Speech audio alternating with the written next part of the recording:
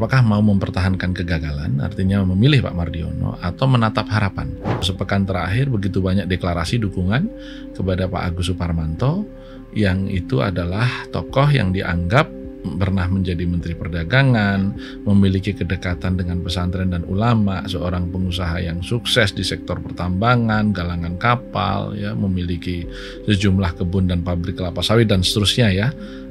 Itu dinilai memiliki, wah ini sepertinya cocok untuk kebutuhan P3 ke depan. Kenapa? Karena sudah P3 itu tidak lolos, tidak punya kursi di parlemen, masih ada orang luar yang dengan ikhlas mau mengabdikan diri, bahkan menyisihkan sebagian harta yang dimiliki untuk membiayai partai ini. Baru dideklarasikan duet Agus Yassin. Ya, jadi duet ini maksudnya Pak Agus sebagai ketua umum, Gus Yassin sebagai sekretaris jenderal. Aspirasi ini muncul di beberapa daerah. Di situ semua ulama menyampaikan pandangan-pandangan tentang P3 ke depan. Tapi kemudian akhirnya disimpulkan dengan satu bahasa tadi itu, meminta dengan hormat kepada Pak Mardiono untuk berbesar hati, tidak mencalonkan diri lagi sebagai ketua umum.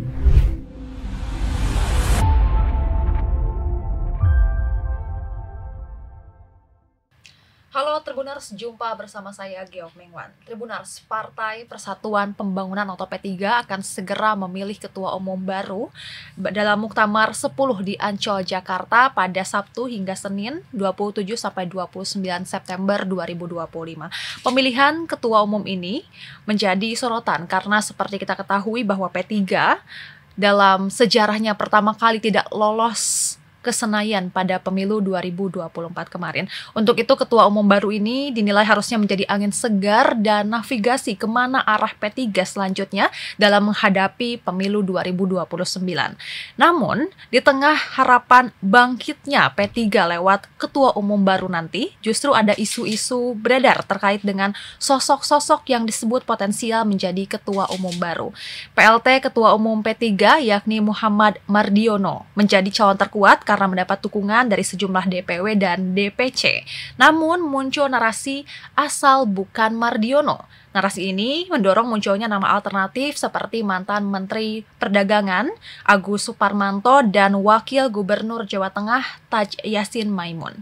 Sebenarnya seperti apa dinamika yang terjadi dan sudah sejauh mana persiapan Muktamar P3 yang akan digelar beberapa hari lagi ini? Sudah hadir di studio Tribun News Jakarta Ketua Majelis Pertimbangan P3 Gus Romahur Muzi. Apa kabar Gus Romi? Baik, apa kabar Gigi? Baik, Gus Romi, mungkin bisa disampaikan terlebih dahulu sudah sejauh mana nih persiapan untuk Muktamar P3 karena tinggal menghitung hari lagi. Betul, ya.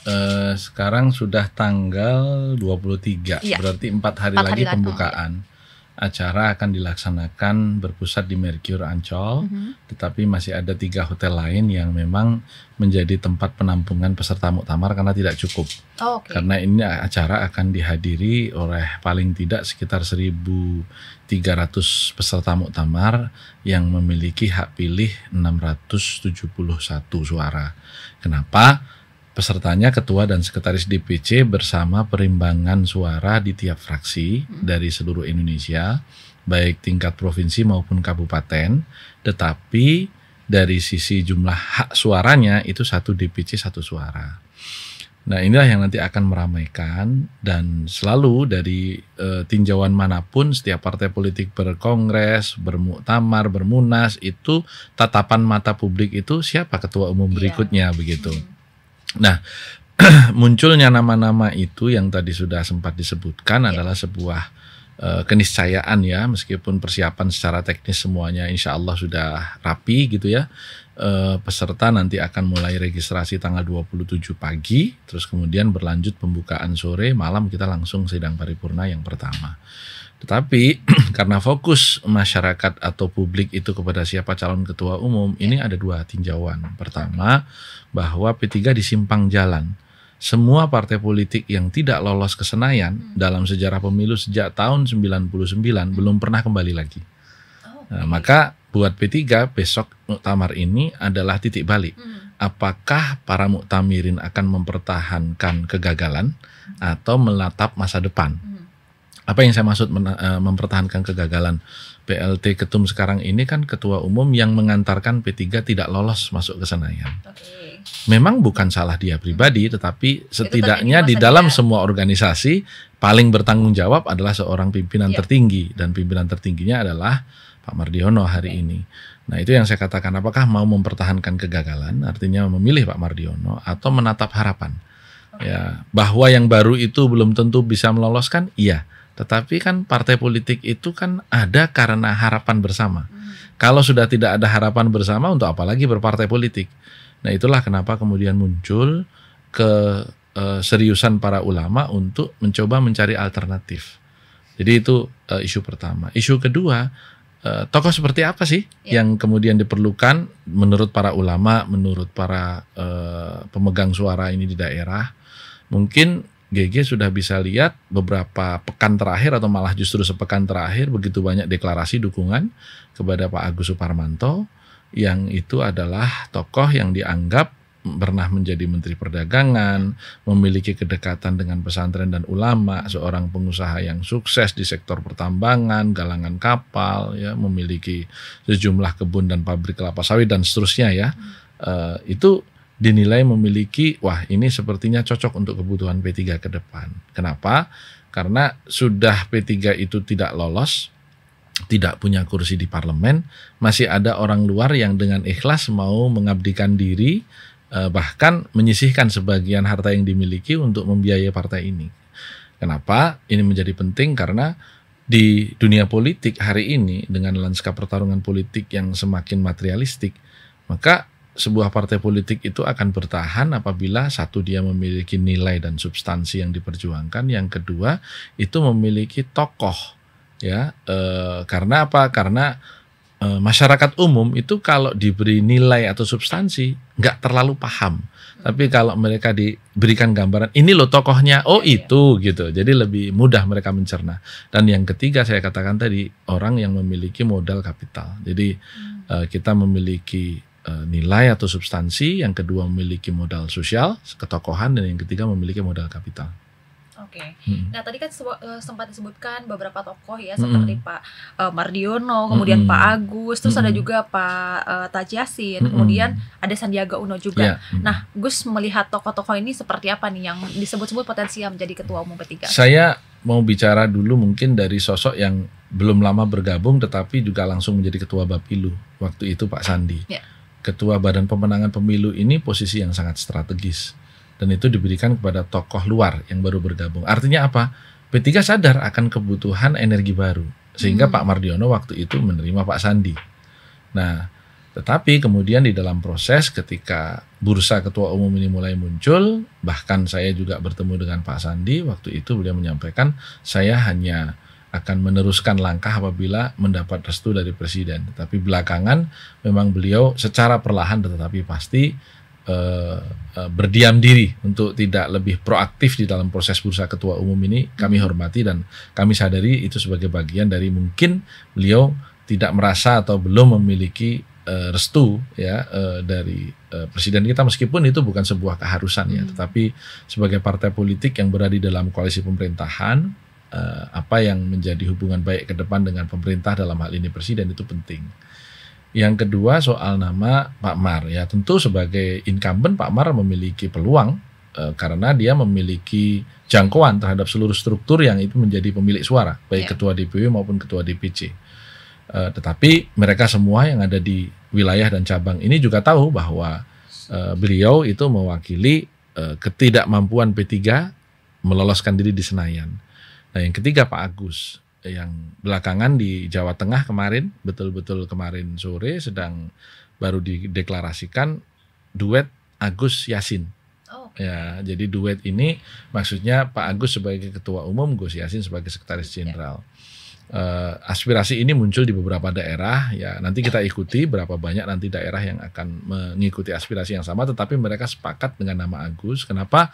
Pertama, memiliki modal sosial yang cukup, ketokohan, kemudian juga komunikasi yang baik dengan dunia pesantren yang merupakan basis P3. Yang kedua, beliau seorang pengusaha yang berhasil, artinya sebagai seseorang dengan modal kapital yang bisa untuk diharapkan menata P3, dan beliau memiliki visi menjadikan P3 sebagai partai para pengusaha. Jadi P3 itu partai para pengusaha karena beliau memiliki visi entrepreneurial yang mencoba meletakkan semua kantor-kantor P3 di tiap kabupaten kota itu menjadi pusat distribusi, sehingga ini akan mengubah wajah partai ini sebagai partai kewirausahaan gitu ya. Kemudian yang terakhir ketiga, beliau juga memiliki hubungan yang baik dengan presiden kita karena Pak Agus ini teman bisnis presiden sejak sejak tahun 2000-an ya. Jadi memang sudah teman lama beliau begitu, sehingga ketika saya tanya sama Mas Agus apakah ada komunikasi dengan presiden? Oh ada. Gimana kata beliau? Ya, silahkan gitu, karena Pak Prabowo juga seorang ketua umum partai yang tidak mau mencampuri urusan partai lain, tetapi pada sisi yang lain ketika teman, ya kalau GG punya teman kan punya niat yang baik kan pasti didukung kan gitu. Oke. Berarti tadi ada duet antara Pak Agus dan juga berarti kemungkinan Pak Yasin ini nggak akan menjadi ketua umum atau bagaimana? Ketua umumnya Pak Agus, sekretaris jenderalnya. Oh gitu. Berarti sudah gitu. Berpasangan seperti ya, artinya itu. Aspirasi ini muncul terutama tentu Jawa Tengah ya, karena Gus Yassin kan memang asalnya dari Jawa Tengah. Dan yang kedua, Gus Yassin ini kan melambangkan wajah milenial. Dan kita tahu kemarin waktu maju calon anggota DPD sebelum menjadi calon wakil gubernur juga suara tertinggi ya. Kemudian yang ketiga, secara biologis maupun ideologis betul-betul melambangkan kader asli P3 karena beliau adalah putra dari ketua Majelis Syariah terlama dalam sejarah P3 dan paling legendaris, yaitu almarhum Kiai Maimun Zubair begitu. Oke. Ada narasi yang menyebut soal asal bukan Mardiono. Nah, ABM ya? Ya ABM. Oke. Saya malah kemarin baru dengar di Jawa Barat salah satu kiai di sana itu menyampaikan ATM. Apa itu ATM? Asal tidak Mardiono. Jadi ATM ABM. Oke. Ya, jadi ya itu kurang lebih sama. Ya. Sebenarnya itu narasi-narasi yang memang biasa dalam proses kontestasi. Tetapi sekaligus mewakili harapan dan perasaan para ulama dan para kiai. Jadi 3 pekan yang lalu di hari Senin saya kebetulan mengikuti silaturahmi nasional alim ulama yang menghadirkan semua ketua Majelis Syariah P3 dari seluruh provinsi di Indonesia. Diadakan di pondok pesantren khas ya, Kempek, Cirebon ya. Itu adalah pondok pesantren yang diasuh oleh ketua Majelis Syariah kita, Kiai Mustafa Akil Siraj. Di situ semua ulama menyampaikan pandangan-pandangan tentang P3 ke depan. Tapi kemudian akhirnya disimpulkan dengan satu bahasa tadi itu, minta dengan hormat kepada Pak Mardiono untuk berbesar hati, tidak mencalonkan diri lagi sebagai ketua umum. Kenapa? Karena mengingat gagalnya ketika kepemimpinan P3 di bawah beliau untuk P3 bertahan di parlemen begitu. Jadi ini saya kira seruan moral, bukan seruan politis, dan itu disampaikan oleh para ulama. Itulah kenapa kemudian muncul ABM, muncul ATM begitu ya.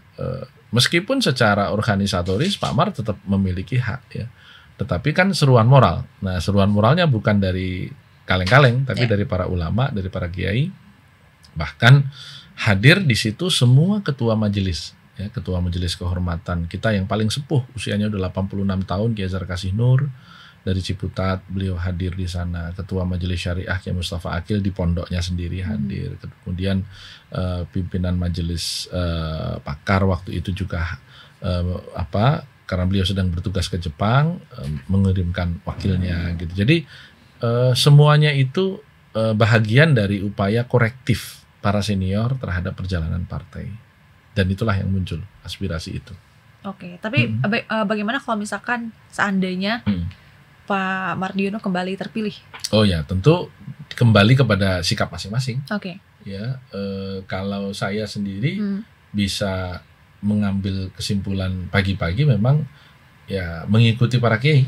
Kalau kiai-kiai pada waktu itu ditanya mau sukut, istilahnya sukut itu diem, tidak akan aktif lagi di dalam kepengurusan di partai. Dan tentu ini kan sebuah dalam tanda petik bukan ancaman ya, tetapi statement yang harus kita hitung betul. P3 ini partainya para ulama, partainya yang didirikan para kiai. Kalau kemudian para ulama, para kiai sudah mengatakan ya kalau terpilih lagi ya kami akan berhenti. Itu kan sangat memprihatinkan. Ya, karenanya kemudian saya berharap seruan ini betul-betul ditimbang, betul-betul didengar dan dilaksanakan. Begitu. Menghadapi pemilu 2029 walaupun masih terbilang lama ya Gus ya, tapi pasti banyak sekali tantangan-tantangan, terlebih juga ada partai-partai yang bisa disebut baru gitu kan ya. Nah, apa persiapan yang dilakukan P3? Apa sih yang harus dibenahi menurut Gus Romi? Pertama yang harus dibenahi adalah kita perlu melakukan outsourcing tokoh-tokoh. Ya, karena itu adalah darah segar yang kita perlukan. Kan di ruang redaksi tadi kita kan diskusi bahwa P3 ini sekarang kekurangan tokoh. Saya bilang bukan kekurangan, tidak ada, saya bilang gitu. Maka orang-orang seperti Pak Sandi ya, mungkin nama-nama lain yang selama ini cukup menghiasi layar kaca kita, media kita, itu bisa kita tarik. Kenapa menjadi penting layar kaca media? Karena partai politik itu persepsi dan persepsi dibentuk oleh media begitu. Nah, ini penting. Yang kedua, tokoh-tokoh dari karangan grassroots, vote getter, para ulama, para kiai yang memiliki jamaah begitu banyak, itu harus kita rangkul lagi. Itu persiapan pertama. Yang kedua, melakukan rebranding partai. Artinya ketika kita berbicara P3 sebagai satu-satunya partai berbasis Islam, apa nilai-nilai Islam universal yang mau kita perjuangkan? Misalnya kita tidak banyak bicara tentang ekonomi syariah, bahkan tentang aksi Zionisme di Israel. Misalnya kemudian kita berbicara tentang isu LGBT. Selama ini kita tetap berada di garda terdepan. Problemnya adalah isu-isu tentang keagamaan menurut berbagai survei temuannya adalah bukan isu elektoral. Jadi kalau kita berbicara tentang peran P3 dalam menggolkan undang-undang zakat, undang-undang pendidikan pesantren, undang-undang wakaf begitu, itu tidak memiliki nilai elektoral. Berbeda dengan misalnya ketika kita berbicara undang-undang tentang BPJS, karena itu menyangkut kesehatan masyarakat dengan biayanya sekian dan seterusnya begitu. Nah, artinya suara P3 ke depan untuk di-rebranding ke arah mana, misalnya kita berbicara hadirnya Islam pertama kali di bumi Mekah pada waktu itu, Nabi pengikut utamanya adalah para budak, orang-orang tertindas, orang-orang lemah, gitu. Artinya Islam hadir itu memiliki semangat advokasi, membela orang-orang yang teraniaya, membela orang-orang miskin. Nah, mungkin P3 menjadi partai pro pengentasan kemiskinan gitu, yang paling depan. Mungkin itu rebranding yang kita perlukan. Kemudian yang ketiga, penataan struktur organisasi, bahwa partai ini sebagai partai paling tua sebenarnya secara organik tetap hidup meskipun di luar pemilu, karena kita ada forum-forum pengajian rutin yang dilaksanakan meskipun secara sporadis. Nah, ini harus kita hidupkan lagi. Ya, kemudian kita baru berbicara kultur. Mungkin selama ini meskipun P3 ini partai yang berbasis ulama, berbasis pesantren, banyak kegiatan-kegiatan haul, kegiatan-kegiatan Lailatul Ijtima, peringatan Maulid dan seterusnya, yang justru tokoh-tokoh P3 absen untuk hadir di situ, sehingga kemudian menjadi tidak akrab, tidak kenal, tidak dekat gitu. Karena politik di atas semua perbedaan, GG, itu adalah soal kedekatan, soal pertemanan begitu. Nah, berbicara soal muktamar, apakah muktamar ini akan turut melibatkan istana dalam hal ini mendengar masukan dari Presiden Prabowo Subianto? Kita tidak dalam posisi melibatkan pihak di luar partai, karena itulah sikap yang merupakan refleksi independensi partai. Tetapi bahwa figur-figur yang ada di dalam kompetisi ini memiliki komunikasi tersendiri, seperti yang tadi saya katakan, misalnya Pak Agus Suparmanto itu memang teman lama, atau katakanlah teman bisnis Pak Prabowo ya sejak tahun 2000-an gitu ya. Jadi tentu sesuai dengan ketika saya tanya, ya beliau sudah menyampaikan permohonan doa dan restu, karena apapun P3 hari ini ada di dalam koalisi pemerintah gitu. Nah, ada isu juga nih Gus, sejumlah pihak mencoba mengintervensi muktamar P3 ini. Apa benar isu tersebut? Intervensinya melalui apa ya? Saya nggak melihat adanya intervensi ya, karena sejauh saat ini Pak Agus keliling ke seluruh provinsi terus mendapatkan dukungan, itu murni menggunakan sumber daya internal P3 kok, nggak ada intervensi yang dilakukan oleh lembaga-lembaga negara yang turun gitu sama sekali nggak ada. Jadi saya terus terang tidak tahu kalau intervensi itu dimaksudkan oleh siapa, dalam bentuk apa, melalui saluran mana begitu. Oke. Oke. Nah, bicara soal P3 nih, saat ini kan berarti tidak di parlemen gitu ya. Yeah. Oke. Nah, selama di pemerintahan ini kayak apa ya? Trennya tuh kayak terus turun gitu loh kursinya begitu. Kalau misalkan nanti di tahun 2029 nanti tidak kembali masuk ke parlemen, bagaimana sikapnya? Apakah akan membuat terobosan seperti ya partai yang tidak berada di parlemen tapi tetap eksis dan kuat, atau akan seperti apa, Gus? Ya, ini akan sangat bergantung kepada ketua umum yang memimpin P3 melewati pemilu tahun 29 itu siapa, begitu ya. Karena asumsi kami tentu kalau ketua umum ini ke depan Pak Agus Suparmanto, karena beliau itu memiliki kedekatan sebagai teman dengan presiden kita, mestinya beliau tetap akan berada di dalam pemerintahan. Ya. Dan yang kedua, beliau sendiri juga memang dalam banyak kesempatan secara terbuka menargetkan sejumlah kursi tertentu, dan itu tentunya bukan sekedar target yang turun dari langit angkanya kemudian langsung dihitung berdasarkan ngukur kancing baju gitu ya, bukan ya, tapi pasti sudah dihitung, ini berapa sih sumber daya yang dibutuhkan atau berapa sih biayanya untuk mengangkat P3 untuk mendapatkan katakanlah 50 kursi atau 40 kursi gitu ya. Terus kemudian dari mana begitu kan, karena beliau juga seorang pengusaha yang dengan aneka usaha. Nah, memang satu hal yang belum pernah dilakukan P3 sejak tahun 99 adalah berada di luar pemerintahan. Bahkan sejak tahun 97. Karena Pak Hamzah itu menjadi menterinya Pak Habibie waktu itu. Almarhum Pak Habibie tahun 97 menjadi 98 menjadi presiden, Pak Hamzah menjadi menterinya.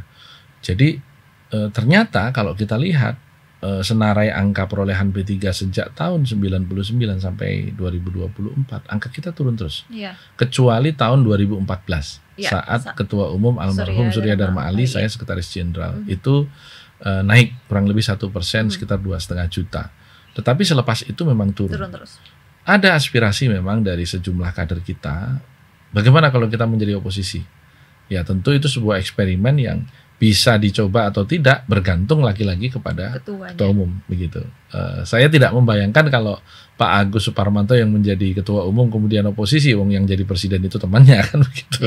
Tetapi kalau kemudian yang jadi orang lain, ya itu tidak tertutup kemungkinan. Tetapi hari ini di Indonesia kan tidak ada satupun partai politik yang memposisikan diri sebagai oposan. Partai di sebelah sana yang baru kongres itu juga mengatakan sebagai penyeimbang, bukan sebagai oposisi begitu. Oke. Nah, tapi kan ini berarti pertama kalinya di 2024 pemilu kemarin ya. Gak lolos. Iya, gak lolos ke Senayan. Berarti seperti yang Anda sampaikan sebelumnya bahwa ketua umum bisa disebut yang bertanggung jawab. Apakah ada faktor yang lain? Paling bertanggung jawab. Yang paling bertanggung Semua jawab. Bertanggung jawab. Oke, tapi adakah faktor lain yang mungkin bisa disampaikan? Mungkin kenapa nih yang ya waktu itu kan memang ada keinginan untuk meloloskan satu partai politik tertentu ya ke dalam parliamentary threshold yang sebenarnya angka perolehannya berdasarkan fakta-fakta lapangan tidak sebesar perolehannya hari ini. Tetapi kan kita tahu persis koneksitas partai tersebut dengan penguasa saat itu. Ini yang memang harmful untuk perolehan suara P3, menjadikan suara kita itu sedikit banyak terdegradasi. Dan kalau Gigi ngikutin saya punya sosial media, waktu itu saya jelas-jelas mengangkat secara terbuka kok partainya apa, kemudian cara melakukan dugaan manipulasinya di mana begitu ya. Ternyata tidak berhasil juga partai tersebut lolos, dan ketidakberhasilan lolosnya itu tetapi berakibat juga tidak lolosnya P3 meskipun kita kurang hanya sedikit sekali 0,18% atau 182.000, dan itu bukan angka yang besar sebenarnya karena perolehan suara kita 5,8 juta. Namun saya selalu katakan di mana-mana bahwa peluang P3 kembali ke Senayan itu sangat besar karena perolehan suara kita di tingkat kabupaten itu 2,5 juta di atas suara nasional. Jadi suara nasional kita 8,3, juta, suara kabupaten kota kita itu secara jumlah di tingkat seluruh Indonesia ini 8,3 juta, suara nasional RI-nya hanya 5,8 juta begitu. Oke, berarti seberapa optimis nih Gus untuk pemilu 2029? Kalau 0 sampai 100% saya memiliki optimisme 75% lah saat ini. Tapi tergantung kepada ketua umum. Makanya saya katakan kalau ada warga P3 yang melihat ini, ada teman-teman yang menjadi anggota atau penyuka gitu dari P3, mohon doanya dan juga mohon dukungannya agar kita mendapatkan pemimpin yang membawa harapan baru. Oke, harapannya nih dan mungkin pesannya buat masyarakat Indonesia untuk P3 ini gimana? Kami mohon doa agar kami bisa melakukan pembenahan diri kami, mendapatkan ketua umum yang baru dan mencoba untuk merespon aspirasi publik secara lebih cermat dengan bahan introspeksi tidak lolosnya P3 pada pemilu 2024 di parlemen. Semoga langkah kami untuk menjadi partai advokasi orang-orang tertindas ini betul-betul mendapatkan ruang dan berada di hati para rakyat Indonesia sekalian. Oke, semoga ya tercapai, terwujud. Siapapun nanti yang menjadi ketua umumnya, semoga yang terbaik bisa membawa P3 meraih cita-cita partai dan menjadi yang terbaik untuk mewakili rakyat begitu ya Gus. Ya, terima kasih sudah datang ke studio Tribun News Jakarta. Semoga sehat selalu. Sampai jumpa di kesempatan lain Gus. Dan Tribuners, sekian pembicaraan kita kali ini. Terima kasih sudah menonton. Saksikan tayangan lainnya di kanal YouTube Tribun News. Saya Giok Mengwan pamit undur diri. Sampai jumpa.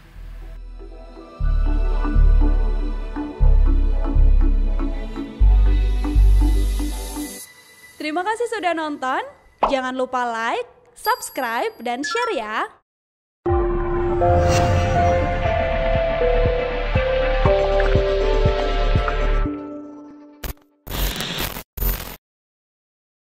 Download Tribun X sekarang, menghadirkan lokal menjadi Indonesia.